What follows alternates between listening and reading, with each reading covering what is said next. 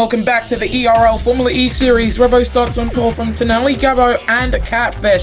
Then it's Rayshen starting fourth from Falstad and Remy LeBeau with that beautiful helmet livery combo. Then it's Lars Leclerc, Marcus Nelson, Daf Sanchez with teammate Sebastian Ocampo alongside. Then it's Babinus Jr. starting 11th from Xavier Kubica and Zach Wallace. Iker Weld starts 14th from the Red Devil and Pierre Gasly. Then it's Scotland, Rosach, Ukable, Daniel Bogdasarov, Karlsmaus Medicis, Pablo Sierra, and Vestio. It's so hard, some of these names. The names you guys make me read. But 2 rounds done. We've got 18 to go. Race number 3 in the ERL Formula E Series gets underway now, and that's a very good start from both front row men. The Italians locking out the front row, and they've done a great job with it as well. There goes Gabby into the race lead. Tonelli Gabo leads in Munich ahead of Revo and Catfish, who on board with him gets passed by Rayshen and Remy LeBeau. Not the greatest start from the championship leader as Pablo Sierra is out. Pablo Sierra, the Spaniard, out at turn number 2. The Renault driver not able to survive even 2 turns here in Germany. Unfortunate, but even less fortunate for Vestio, who at Mercedes' home race has found himself missing his front wing. His front wing has basically just collapsed in on itself after that contact with Sierra. Of course, no penalties being applied due to the issues with our sensors. Still trying to find a fix that doesn't involve them being taken away completely. But we go back racing on board with car number 21 of Medicis. I'm keeping to try and remember his first name in Cosmas, but it's just a lot easier to just go Medicis, especially considering how long he's been in the championship. It's great to see him back, but Nissan, they certainly do not look like the front runners like ERT were back in Season 10, the last really competitive team that he drove for. I do not really want to count Revolution Racing earlier on, but you can if you want. And in fact, the Nissan guys in 20th and 19th. But it is still Gabo who leads. Look at that from Shen. Up into second if he can stick the landing in that DS Venturi car. Look at him. He's blisteringly quick on his softs. He's trying to go around the outside. He hasn't been able to manage it, but he's fully in that hunt for the race lead and trying to deny Gabo of his first win with Sims. Goes down the inside. Can he hold on to the position? He's alongside with the Italian still side by side. It's another turn like that, and then it switches back on itself for the final 2 turns in Munich. But Rayshen still not quite able to take the lead away from Gabo. He's got attack mode now, however, going through the opening turn. In fact, attack mode lost up until turn number 2. A lot like the new burn layout as they come through 3 and head onto the second straight, which is not straight in the slightest.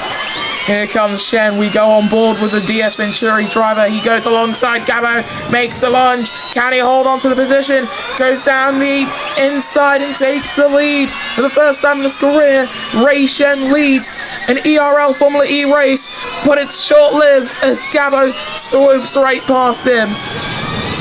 That's why you gotta savor every moment like it's forever, because you don't know how long it's gonna last for. He was only leading for a few seconds, but there are some drivers on the grid so far who are yet to lead in any category in the ERL. For example, Vestio, who is actually marking his debut in the ERL as a whole. He didn't drive in the FG series. He will not be competing in IndyCar once we get that finalized. But we're a quarter of the way through turn number 3 we go on board with Rayshen. He's going to get another dosage of attack mode. He's not using any attack charge. Revo doing his best to close in to the fight for the lead. He could certainly use some attack mode. Here comes Shen. It's a lot later of a lunge. Still goes down the inside. Reclaims the race lead. And in fact, Is he using attack charge? He was using attack charge heading down the straight to try and get himself a little bit of a buffer to Gabo, and that has worked to get himself into the race lead. That is the Venturi driver, and a quarter of the way through this race, leading in Munich. And for some reason, Scotland Rotak has dropped off the back of the pack quite considerably. Cosmas Modestus currently in 18th position, doing what he can do to stay within the pack and defend from Bogdasarov, but that Nissan car just seems woefully underpowered. You can see those soft tyres beginning to show signs of blistering, which is, as some people may tell you, suboptimal. But here they come into turn number 4, the hairpin where most overtakes get made on this track, or at least set up. On board with Gabo, trying to reclaim his race lead, looks to the inside, holds his nerve, dives down, they're side by side coming out of turn number 4. Here they come into 5. Who's going to come out on top? And it's going to be Shen with that defense, but Gabo's still with him, 2/10 off the back of the Venturi driver in front of him, who's beginning to struggle with tyre wear, but it should be a lot easier for him because he's not going to have to struggle with overheating through the turns. While that is a problem with the Gen 1 car that we saw in the initial few rounds, it was quickly patched out. We might have to continue working for a fix for that and further evolve the Gen 2. But we've got 10 more laps. Gabo's got attack mode on Ray Shen. Look at him, he's going down the inside at turn 2. Not too sure if that's the smartest move, but he's going to take the lead anyway. The Red Devil and Pierre Gasly both come in. Ray Shen's going to be getting attack mode here. Here comes the Chinese driver alongside with Denali Gabo. And there he goes up into the race lead once again for Ray Shen. And in fact, Revo getting onto the back of this squabble for the race lead. Scotland Rotak comes into the pits at the end of that lap. Here comes Revo. There goes Revo up into second position, as if to say to Gabo, you've had your fun, now watch a champion take the race lead. Because remember, 3 times World Drivers' Champion, seasons 16, 17 and 20 of this championship that this Italian has, compared to Gabo's 0 so far. Do expect him to get a championship eventually. He is that caliber, he's that caliber of driver, rather. Why in the hell do I go caliber? That's not English. Lap 7 of 16. In comes Gabo, Remy LeBeau, Leclerc, Nelson and Sanchez. Here comes Revo with attack mode. He's not been able to make the move yet. He's still on the back of Ray Shen. Those soft tyres on Ray Shen's car, they are doing quite a okay job. Look at how much wear they've got. Here comes Revo into turn 4, going down the inside. Can he make the move stick? He's with him. He's gone down and he's taken the lead. The pole sitter reclaims first position. Revo leads in Munich from Ray Shen and Catfish, who has been in quite the anomalous race, but Shen still alongside with Revo. Here they come through 6. No contact, it seems, but very close to contact. They are still alongside each other. No attack mode. This is just pure racing and experience versus inexperience. 20 seasons of racing in the ERL. In fact, 21 versus literally 1. And into the wall! No! It's a broken steering arm! Ray Shen is in the wall! Catfish comes into the pits! Oh! This could have been one of those brilliant races for Ray Shen! But he hit the wall into the final turn, and I believe he's out of this race. No one ever wants to see a rookie crash out of a race like that, but it certainly was a rookie mistake. We are under virtual safety car at half race distance. It is Revo who leads from Volstad and Xavier Kubica, and my, will Mercedes be happy with that? Then it's Babinus Jr., reigning World Drivers' Champion UK Ball, who has not had a brilliant championship defense to say the least. And we get back underway. And we've got yellows in the second. That's Revo! Revo's facing backwards! He's got to get his car back facing the right direction. He's got front wing damage. How serious is the damage? He's gonna pit at the end of this lap either way, but it is quite bad. For the most successful ERL driver on the grid, here comes Xavier for Mercedes, taking second position in his first ever Munich E3, defending from a world champion. The defense has, however, failed, and UK Ball's going to stay out here because of the shuffling we've seen on the timing tower. In comes and off into the wall, Xavier Kubica. Oh, it's the same as Ray Shen. It's another failure in terms of the steering arm. Leclerc goes by, Falstad comes into the pits. Gabo now takes the lead from Leclerc, and I believe not even Catfish. Revo's been able to come out of the pits in third position, I believe. Is that third? Is it not? I think he's third. And there it is, full course yellow. Revo is fourth out of the pits, behind Catfish, but ahead of his teammate. So he didn't really gain too much in the pits, but now with fresher tyres and more crucially soft tyres, he can gain a lot more now. And I'm not too sure if they're going to try and two-stop down at Techeetah. Theoretically, Revo should be able to make it to the end. Not too sure if he would want to, but he could. Those soft tyres can do 7 laps around this track here in Munich. But Denali Gabo leads from Lawless Leclerc and Catfish, and the Lawless Leclerc, he's somehow made a habit of getting himself up into the top 3, not just in chaotic races, but quite anonymously. You never really hear Leclerc's name in commentary. Maybe that's on me for not being too attentive towards a guy driving for a team that should be a midfield team, but you know, that kid has talent. He dragged a Haas to victory earlier on in his career as Bogdasarov comes in for a second stop, bent out of shape front wing. Soft tyres going on to the yellow and blue bathtub of a Renault. I don't have any good nickname for that Renault car. If you've got any, leave some in the comments. In comes Versio and Zach Wallace, who's also got a pretty mangled front wing. Revo all over the back of Gabo. He's managed to get himself up into second through that hairpin. He's alongside his countryman, and he's not quite close enough to make the move. He's basically replaced Leclerc in the top 3, but Leclerc trying to get himself back into that top 3, and he's worked that out quite well. It's Gabo from Revo and Leclerc and Catfish, the top 4 of the most popular drivers in the ERL.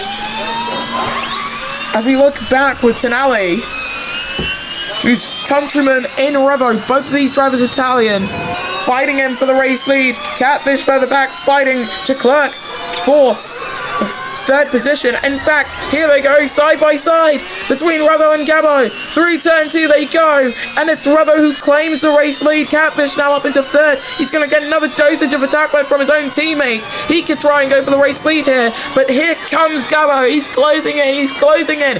Will he use attack charge as well? No, he won't. He lunges down the inside on his countryman, coming through turn number 4, and it's the race lead for Denali Gabo on lap 11 of 16. They're still alongside each other, and Revo reclaims it on traction because he didn't have to lunge and lose so much momentum. He didn't shut the door well enough, did Gabo. He'll get another chance on the next lap, of course, as long as he can keep his car out of the barriers. Catfish is soft tyres saying 65%. He might not make it to the end of this race. He might have to do a 2-stop. And in fact, Leclerc all over the back of Catfish. He's not even all over the back. He's watching with intent is probably a better adjective to use. In fact, the top 2 both with a bit of damage, it seems. Here comes Catfish going down the inside and taking second away from his teammate. And of course, Catfish being the more experienced driver, both of these drivers seem to have something in common. They are very aggressive in their driving styles, Catfish and Gabo. And we are pretty certain that there are no team orders down at Sims, especially considering Catfish's past, as Rotak coming into the pits for his second stop. And if you don't know what I mean by Catfish's past, I mean in Season 4, where if he just let Rodney Sola go by, Zola would have been champion in the final race of the season, but no, he won that race in Abuja, and B-Dragon Sonic took his 4th title in a row. It all came down to that, which was wild. But Catfish now in 2nd, and he's going for his 1st title. Because we've always known he's been a driver capable of taking home championships as he comes into the pits at the end of this lap with Leclerc close in tow, as well as Nelson. But you've got to be very careful about the wall on pit entry, that one in particular, because you have to turn in a lot sharper than you usually do. You have to be very careful about how sharply you do it. Not too sharp, not too loose. If you do it too loose, then you'll make the corner. If you do it too sharp, you'll hit the wall and go past pit entry. But looking with Medicis, following Pierre Gasly, getting closer, and he's doing what he can to try and get past the Power Motorsport man in the number 3. The Red Devil coming into the pits at the end of this lap as well, but Revo leading 2 seconds ahead of Gabo as they come through turn number 4. It's been brilliant to see what the teams have been able to do with a few more upgrades. For some of the teams probably not too happy with the upgrades that they've made, if I'm definitely not talking about Nissan here. But Revo will go on to start lap number 14. In comes Tonali. He's got a bit of damage. He's going to be able to get that repaired. Ocampo stays out. Babinus Jr. stays out. Volstad, however, comes into the pits in that chrome and orange McLaren Mercedes car. In comes U-Cable and Sanchez as well. Cosmos Medicis coming into the pits as well. So many drivers coming into the pits at the end of this lap. And yet we expect the race leader to come in at the end of the next lap. Catfish came out in 6th position behind Pierre Gasly. The top 5 are all yet to make their 2nd stops. And for some drivers it's more evident than others. Certainly more evident than others if I'm looking at Babinus Jr., who might be the tyre whisperer. I'm just saying, he might be him. He might be the tyre whisperer. As he comes through the 3rd to last turn, Revo, who started this race on pole. He started the first race of the season in Shanghai on pole. He's staying out. We've got yellows in Sector 2. That's right in front of him. That's Pierre Gasly with a bent out of shape front wing. Also, Leclerc there getting involved, it seems. He's lost part of his front wing as well. So that's 2 drivers at the same turn getting damage. Bogdasarov dropping off as well. He's got a puncture. Daniel Bogdasarov, rear puncture. Car number 97. He's been shown a black flag with an orange disc and he's been hit by U-Cable. Oh dear. And out of the race goes Sanchez after contact with U-Cable as well. Full course yellow. Revo coming through turn number 4. That's absolute carnage. 4 drivers involved, front wing damage and a puncture for Bogdasarov. U-Cable stays out. U-Cable has stayed out on this penultimate lap. This is going to be wild. Revo's tyres saying 38%. This is not going to end well for the number 7. This race might... I'm not too sure about saying it might go to Ocampo. I think the likely option is Babinus Jr., to be completely honest with you. Because he's the man in the top 3 with the most amount of tread to use. Revo coming through the final turn now to start lap 16 of 16 here in Munich. And all he has to do is stay in this race and he's going to win it. Today's been absolutely hectic. And you know what? We love hectic races here in the ERL Formula E series because they are the ones that make champions. Champions are not made through simple, cookie-cutter, boring races like the such you see in Formula 1. They are made through carnage. And to survive the carnage is the truest mark of being a champion. Gabo, currently in 6th position, setting a fastest 3rd sector of anyone in that Sims Porsche car. He started on the front row. Doesn't seem like he's going to finish it on the podium. On board with the race leader in Revo. He's raced quite the race indeed. And he's going to be accompanied by his fellow double champion. But he's not a double champion anymore. He's a triple champion. It's not the reigning champion, but he's gonna try and get another one. Here he comes to the line. Revo wins in Munich from Sebastian Ocampo and Inet Babinis Jr. Then it's Catfish, who's still coming through the final sector with Ica World close behind. Then Tenali Gabo in 6th, Checlerc 7th, Nelson 8th, Falstad 9th, and U-Cable currently in 10th with that absolutely mangled front wing. Into the wall, in the 3rd sector. Who is that? Was that Catfish? I'm not too sure who it would have been.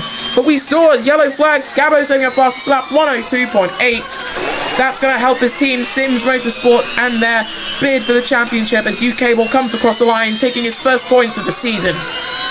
Here's the fight for 11th. Who's going to take it between Gasly and Medicis? It's going to be Medicis once again taking position on the line. I think he's just got a knack for doing that. The Red Devil needs to learn that knack, rather. But this is the podium then. Revo takes home victory from Sebastian Ocampo and Inet Babinis Jr. What a top 3 we have here in Munich. You've got a champion, and the son of a man who tried his best to be champion but just couldn't. Then it's Catfish, Ica World, Tenali Gabo, Lawless Checlerc, Marcus Nelson, and Oscar Falstad and U-Cable, the top 10. Outside of that, you've got Cosmos Medicis. There's Pierre Gasly versus Theo, Remy LeBeau, Daniel Bogdasarov, Scotland Rotak, Zach Wallace, and the Red Devil, with the non-finishers being Daf Sanchez, Xavier Kubica, Ray Chen, and Pablo Sierra. In the driver's standings, Catfish still leads the way, 10 points ahead of Revo. Then it's Daf Sanchez, Sebastian Ocampo, Marcus Nelson, and the Red Devil, Tenali Gabo, Ray Chen, Remy LeBeau, Babinis Jr., Ica World, Lars Checlerc, Pablo Sierra, Zach Wallace, Falstad, Scotland Rotak, Xavier Kubica, Pierre Gasly, and teammate U-Cable, with the non-scorers so far being Bogdasarov, Medicis, and Vestio. In the constructors standings, heading into round number 4, Sims Porsche lead the way from DS Uchida and DS Andretti. Then it is Kiro Porsche, DS Venturi Formula E team, Trackhouse Mercedes, McLaren Mercedes, Team Edams Renault, Power Renault, and Nissan Nismo, with 11th place team being Mercedes EQ, with bottom 3 teams being tied on points. We'll see you guys next time then when the ERL Formula E Series returns.